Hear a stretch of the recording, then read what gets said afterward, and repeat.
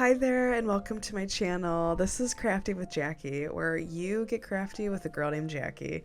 So today I'm going to be showing you how to DIY a really cool fun piece of abstract art, and keep watching to see how you can make one too. We have a clear canvas and are ready to go. So now I'm showing you the pens I'm using. You just really need to work on getting a lightweight and a thicker weight pen.